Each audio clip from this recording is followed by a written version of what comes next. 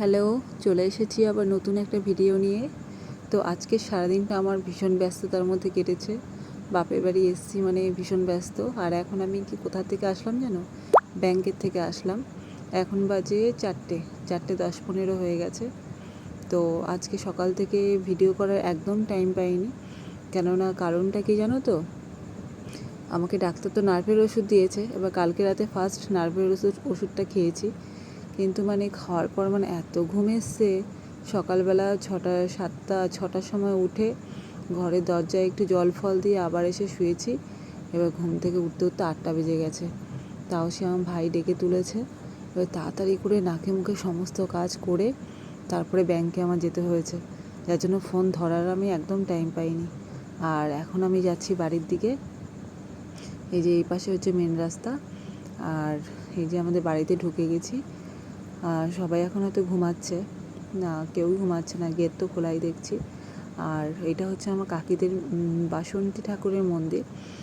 প্রতি চৈত্র মাসে বাসন্তী পুজোর দিন পুজো হয়। এবার নতুন করেছে, ঠাকুরও তুলেছে এবার নতুন, মন্দিরটাও এবার নতুন করেছে। এবার আমি ঘরে যাই, দেখি বাকিরা কী করছে, আমার মেয়ে আমার ভাই কী করছে। আর আমার প্রচণ্ড খিদে পেয়েছে, মানে ভীষণ ভীষণ খিদে পেয়ে গেছে। আমি ঘরে গিয়ে এই যে আমি ভাত নিয়ে বসে গেছি। এখানে আছে ডাল, আলু ভাজা, ভাত, লেবু, আর সাথে আছে পাঁপড় ভাজা। আজকে এখন এই দিয়েই খাওয়া হবে। এবার রাতের মেনু দেখা যাক কী হয়, তখন রাতে দেখাবো আবার।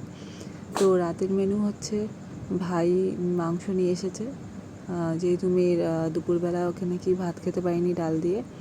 তো এখন 500 মতো মাংস নিয়ে এসেছে, কেননা আমি মুরগির মাংস একদম খাই না।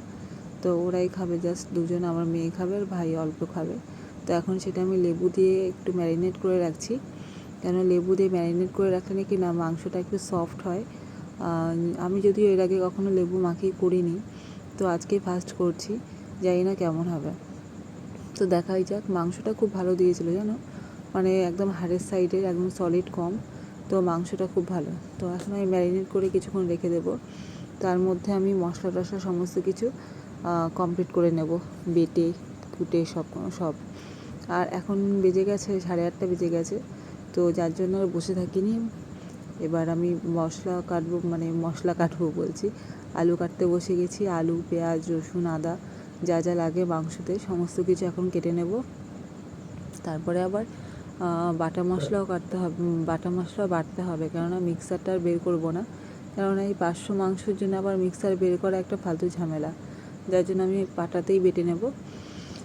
আর পাটায় বাটলে নাকি টেস্টটা একটু অন্যরকম হয়। তো আলু আমি 3টে দেবো, বড় বড় সাইজই দেবো, আর মাঝখান থেকে একটু চিড়ে দেবো, যাতে সেদ্ধটা ভালো মতো হয়। এখনও ভাত বসাইনি, দুপুরে কটা ভাত আছে। আর বরকে ফোন করলাম, তো বর বললো যে ও আসছে, তো ভাতটা একটু পরেই বসাবো, তাহলে গরম গরম ভাত সবাই খেতে পারবে। এবার আলু আমার কাটা হয়ে গেছে, এখন আদাটা কেটে নিচ্ছি। আদাটা একটু ছোটো ছোটো পিস করছি, কেননা বাটার সময় তাহলেই সুবিধা হবে। আর হচ্ছে রসুন ছাড়াতেই, ওই দেখো আমি ভুলেই গেছিলাম যে ওইদিকে আমি মানে মাংসের পা, মুরগির পা যেটা হয় আর কি, সেটা আমি সেদ্ধ বসিয়েছিলাম।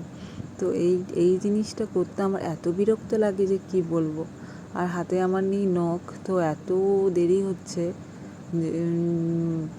মানে যদিও দুটো এনেছে, কিন্তু এই দুটো ছাড়াতেই যে আমার কতক্ষণ লাগবে তা ভগবান জানে। আর এদিকে হচ্ছে মশাও কামড়াচ্ছে আমাকে, মানে মশাও আছে আমাদের এদিকটায় খুব, বাবার বাড়ির সাইডটায়। শ্বশুরবাড়ির সাইডটায় আবার অতটা মশা নেই। তো এই দুটো ছাড়াতেই দেখা গেল আমার 1 ঘন্টা লেগে গেল। আর মানে ওই যে আঙুলের মধ্যে মধ্যে যেগুলো থাকে না, ওইগুলো তুলতে মানে বেশি কষ্ট হচ্ছে, কারণ একদম উঠতে চাইছে না। এবার লাস্টে না পেরে আমি কী করছি, বটি দিয়ে হচ্ছে কিছুটা কেটে দিয়েছি, যাতে ওইগুলো উঠে যায় চামড়াগুলো। এইটা ছাড়াতে আমার বিরক্ত লাগে। আর আমার মনে হয় সেদ্ধটাও একটু বেশি হয়ে গেছে, যার জন্য একটু লেট হচ্ছে আর কি ছাড়াতে। সেদ্ধ ঠিকঠাক হলে আবার অতটা লেট হয় না, তাড়াতাড়ি হয়ে যায়। তো আমি তো ভুলে গেছিলাম যে ওপরে আমি বসিয়েছি। তারপর যাই হোক, দেখা যাক কীরকম হয়। তো এরপরে মাংস আর ভাত একসঙ্গে বসিয়ে দেব। আর আমার বর বলছিল মোগলাই নিয়ে আসবে কি না। তো আজকে সন্ধ্যে থেকে প্রচুর খাওয়া হয়ে গেছে জানো, উল্টো পাল্টা। বাড়িতে এসে ওই টাইমে ভাত খেয়েছি। ভাত খাওয়ার পরেই আবার ঠাকুমাদের ঘরে নারায়ণ পুজো হয়েছিল, তো সেখান থেকে ফল প্রসাদ তারপর চিনি দিয়ে গেছে। তো চিনিটাও খুব সুন্দর হয়েছিল। তা ভাত খাওয়ার পরেই ওটা খেয়ে নিয়েছি। এবার ওটা খাওয়ার জন্য কি গ্যাস হয়েছে কিনা বুঝতে পারছি না, মানে পেট মনে যেন ভরে ভরে রয়েছে। ওই দেখো মশা এত কামড়াচ্ছে। সবে একটা আমার ছাড়ানো হলো, এবার আরেকটা নিয়ে বসেছি। আরে ঠাকুর একটু তাড়াতাড়ি হয়ে যাও, আর ভাল লাগছে না এগুলো ছাড়াতে। এবার ছাড়ানো হয়ে যাক, তারপরে আমি মশলাটা বাটতে পারবো, মাংসটা বসিয়ে দিতে পারবো। এই ছাড়ানোটাই যে কত কষ্টের সেটা আমি কী করে বোঝাবো এখন। এটা যদি অন্তত কেউ ছাড়িয়ে দিত তাহলে অনেকটা আনন্দ পেতাম। তো যাই হোক, কিছু করার নেই, আমার নিজেরই ছাড়াতে হবে। আর সাথে নখও নেই, নখটা থাকলে খুব তাড়াতাড়ি হয়ে যেত। এখন আমি বসে গেছি মশলা বাটতে। তো পাটা নিয়ে বসে গেছি। প্রথমে হচ্ছে এখন হচ্ছে শুকনো লঙ্কা দিয়ে দিচ্ছি, আর 10টা মতো শুকনো লঙ্কা দিয়েছি। আর এতেই হয়ে যাবে, কেননা আমরা খুব একটা ঝাল খাই না, আমি তো খেতেই পারি না ঝাল। ঝাল হলে আমি মানে যে কটাও খাবো ভাত সে কটাও হয় না। তো এখন আদাটা বেটে নিচ্ছি, আদাটা থেতো করে নিচ্ছি আর কি। ফার্স্টে আদাই বাটবো, আর জিরে বাটতে হবে না, কেন জিরে গুঁড়ো আছে। মা হচ্ছে মিক্সারে গুঁড়ো করে রেখে গেছিলো, তো জিরেটা বাটার ঝামেলা কম। এদিকে লঙ্কাটা আছে, শুকনো লঙ্কা বাটবো, আর পেঁয়াজটা কুচো করেই দেবো, পেঁয়াজ আর বাটবো না, আর রসুনটা বাটবো। তো যেহেতু কম মাংস তাই মশলাও কম হবে, তো তাড়াতাড়ি হয়ে যাবে। এবার লঙ্কাটা বেটে নিচ্ছি, লঙ্কাটা বাটবো। এবার লঙ্কা বাটার পরে এবার হাত জ্বালা শুরু হবে, যেহেতু সব শুকনো লঙ্কা। আর আমার না কাঁচা লঙ্কা মাংসে একদম ভালো লাগে না, কেননা কাঁচা লঙ্কা দিলে মাংসে কালার আসে না, আর কালার না হলে আমার একদম খেতে ইচ্ছা করে না। তো ওই জন্য আমি মাংস বলে শুকনো লঙ্কাই দিই। আর যদি নেহাতি একদম শুকনো লঙ্কা না থাকে তখন হচ্ছে লঙ্কার গুঁড়ো দিই, যাতে অন্তত কালারটা আসে। তো লঙ্কা বাটা হয়ে গেলে তারপরে হচ্ছে রসুন বাটবো, কেন রসুনটা লাস্টে বাটতে হয়। কেন রসুন বাটার পর আর কোনো কিছু বাটলে না ঠিকমতো ফিনিশিংটা হয় না, কেন রসুন তো একটু মানে তেল তেল টাইপের কেমন যেন, তো পুরো পাটাটা আর কি তেল তেলে মানে স্লিপ টাইপের হয়ে যায়, তখন আর কোনো কিছু বাটা যায় না। ওই জন্য আমি লাস্টে হচ্ছে রসুনটা বেটে নেব। রসুন বাটলেই আমার কাজ শেষ। তারপরে হচ্ছে গ্যাস ধরিয়ে কড়াইটা দিয়ে আলুটা ভেজে নেব, তারপরে রান্না স্টার্ট করব। আর মাংসটা বসিয়ে তবেই আমি ভাত বসাবো, কেননা এক একটা করে হাতের কাজ তো শেষ করতে হবে। আর এদিকে আমার প্রচুর বাসন হয়েছে আজকে। এত বাসন কিন্তু আমার রান্না করতে গেলে কোনো দিনও হয় না। আজকে এত বাসন হয়ে গেল কী করে কী জানি। আর আমার না বেশি বাসন হলে না আমার খুব খারাপ লাগে, এতগুলো ধুতে হবে এই ভেবে আমার খুব মানে কান্না পায়। তো যাই হোক, মার বাড়ি থেকে তো কোনো অসুবিধা নেই, পাশেই কল আছে। তো এই যে মাংস আমি বসিয়ে দিয়েছি, এখন মাংসটা কষা হবে।